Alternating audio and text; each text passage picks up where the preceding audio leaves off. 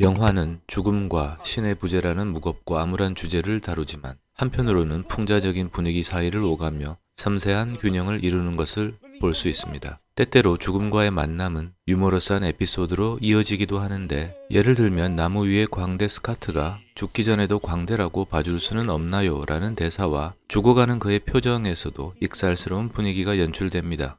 Inga särskilda regler för skådespelare? Nej, inte i det här fallet. Inga smyghål? Inga undantag? 참고로 베리만은 1950년대 초중반 사랑 수업 같은 로맨틱 코미디 영화들을 연출했었죠.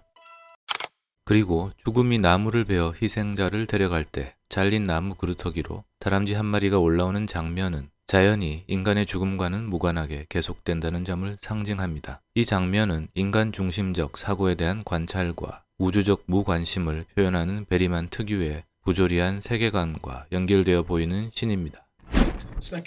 영화 초반에 신부가 죽음의 사신인 줄 모르고 오해하는 기사 블록의 장면에서 창살에 갇힌 듯한 이 장면은 정교하게 계산된 화면 구도와 미장센을 보여주고 있습니다. 죽음에게 고해를 하는 아이러니한 이 장면은 신의 침묵 속에서 죽음이 신의 역할을 대체하며 기사가 마주해야 할 궁극적 실체가 되었음을 상징하고 있죠. 특히 시각적 상징성이 풍부한 이 장면의 미장센은 기사가 창살 너머에 힘겹게 매달려 죽음과 대화를 나누는 것과 창살과 그림자 사이에 포위된 장면에서 그가 자기 내면의 신앙적, 철학적 갈등 속에 갇혀 있음을 암시하고 있습니다. 창살은 문자 그대로의 감옥이 아니라 존재론적이며 정신적인 구속 상태를 상징하는데, 기사는 신의 부재, 신의 침묵에 의한 절망감에 빠져 이 창살 안에 스스로를 가두고 있는 것이죠.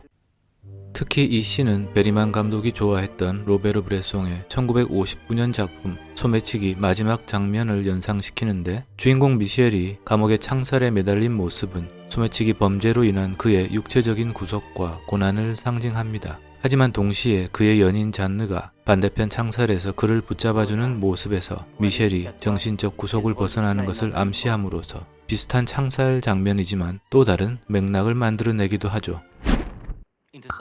참고로 영화에 나타난 3번의 체스 장면들에서 아마 눈치채신 분도 계실지 모르지만 항상 기사가 흰색 말을, 죽음이 검은색 말을 취함으로써 빛과 어둠, 생명과 죽음, 희망과 절망이라는 영화적 주제를 암시하고 있습니다.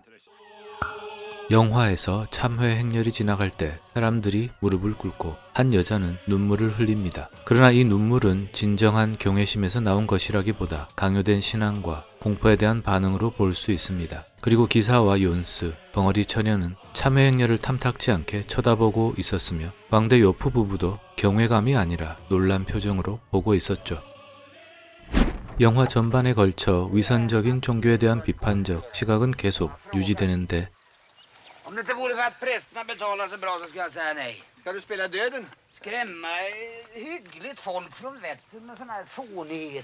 이것은 광대 스카트가 사제들이 돈을 많이 주니 사람들을 겁주기 위해 해골 분장을 해야 한다는 대사에서도 알 수 있고, 욘스가 성당에서 벽화를 그리는 화가와 대화를 나눌 때도 죽음의 무도 같은 무서운 그림을 그려서 사람들이 겁을 먹고 사제들에게 의존하게 만든다는 얘기를 하거나, De tänker. Blir de ändå räddare? Kila galopp i färm på prästerna. Det är inte min sak. Bara måla din dödsdans du. 참회 행렬에 서로 매질을 하는 것을 신을 기쁘게 하기 위한 것이라고 하면서 끔찍한 행렬을 피하라고 얘기하는 것에서 타락한 신앙에 대한 부정적인 관점을 미리 알 수 있습니다. Hopar av synder trälar genom land och piskar sig själva och varann. Hör de till välbehag. Slår de sig själva? Ja, det är en otäck syn. Man går helst ner i diket och gömmer sig när de kommer på vägen. 따라서 이렇게 위선적 참회 행렬에 강압적인 분위기에 눌려 흘리는 눈물은 후반부 죽음이 기사의 성에 찾아올 때 벙어리 처녀가 흘리던 눈물과 대비가 됩니다. 벙어리 처녀의 눈물은 죽음을 실체로 깨닫는 순간 운명을 받아들이는 존엄한 감정을 상징하고 있습니다. 이것은 마지막 미소를 짓는 그녀에게서 볼 수 있듯 공포가 아닌 죽음으로 인해 신의 섭리에 대한 깨달음의 눈물입니다. 그리고 말을 못하던 그녀가 다 끝났다라는 처음이자 마지막 대사를 합니다. 이것은 영화에서 벙어리 처녀는 신의 침묵과 닮아있는 캐릭터였는데 마지막 순간 죽음의 인간적 한계에서 깨닫고 신의 침묵이 인간적 말로 계시가 되는 상징적 순간이죠. 특히 이 장면은 안드레이 타르콥스키의 1986년 작품 희생에서 수술로 말을 못하던 아이가 마지막 장면에서 말을 하는 장면과 맥락이 닿아 있는데 영화 내내 말을 잃어버린 존재가 언어, 로고스, 즉 하느님의 말씀을 회복하면서 구원의 징표를 드러낸다는 점에서 두 장면은 닮아 있습니다. I begynnelsen var ordet. Varför det, pappa?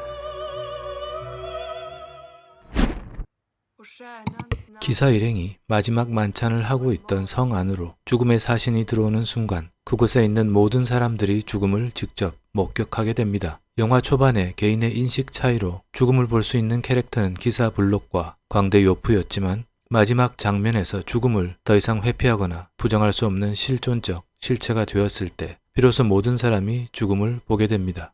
이것은 인간 존재로서 공동 운명인 죽음의 보편성과 불가피한 섭리를 드러내고 있다고 할 수 있죠. 다만 여기서 죽음의 심판에서 벗어난 광대 요프 가족은 이미 영화 초반에 요프가 성모 마리아가 아기 예수를 데리고 거니는 모습을 환상으로 본 적이 있었습니다. 이것은 신의 존재와 보호를 상징하며 요프 가족에게 앞으로 닥쳐올 위험으로부터의 구원을 예언적으로 암시하고 있었죠. 그리고 죽음을 보았을 때 각각의 반응이 다른데 기사의 아내 카린은 품위를 지키며 정중히 죽음에게 예를 갖추고 Jag är Karin, riddarens hustru och hälsar dig högst välkommen i mitt hus. 대장장이는 용서를 구하듯 얘기하며 Jag är smed till 그의 아내는 두려움이 가득한 얼굴로 반응을 보입니다. 기사는 죽음이 닥친 마지막 순간에 신의 존재를 절망 속에서 갈구하며 I det mörker där du påstår att du vistas. Där vi alla förmodligen vistas. I det mörkret finner du ingen som lyssnar till din klagan eller rör sig dina lidanden.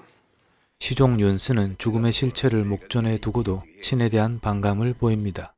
다만 여기서 벙어리 처녀는 두려워하거나 반감이 아닌 평화로이 죽음의 운명을 수용하는 태도를 보이게 되는데 그녀는 다 끝났다라고 말합니다. 이것은 요한복음 19장 30절에서 예수가 십자가 위에서 다 이루었다라고 말한 것처럼 죽음은 또다시 구원의 도구로 상징되고 있으며 벙어리 처녀가 죽음 앞에서 내려놓고 수용하는 모습은 모든 것을 포기하는 것이 아닌 영적인 진화 과정을 암시하고 있습니다. 이 장면 뒤에 요프 가족이 폭풍우가 지나가고 평화로운 장면이 나오는데 이때 요프는 사신이 6명을 이끌고 죽음의 세계로 가는 환상을 보게 됩니다. Där borta på den mörka ovädershimlen. De är där allihop. Smeden och Lisa. Och riddaren Raval och Jöns och Skat. Och den stränge herren döden bjuder dem till dans.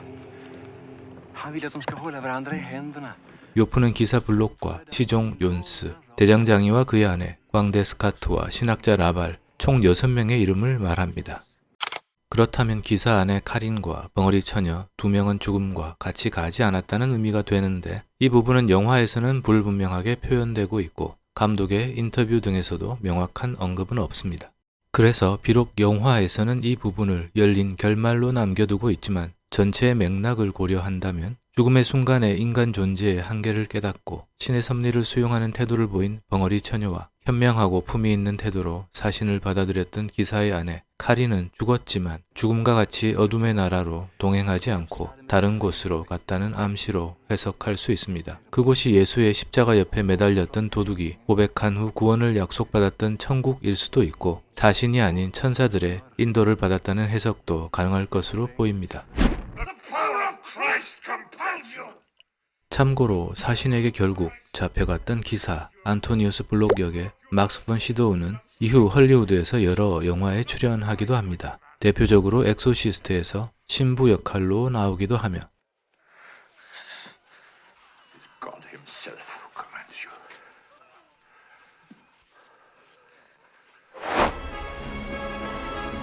그리고 스타워즈 에피소드 7 깨어난 포스에서 저항군에게 루크의 위치가 있는 지도를 넘겨주고 카일로 렌에게 처형당하는 조연으로 등장하기도 합니다. How old you've become. Something far worse has happened to you.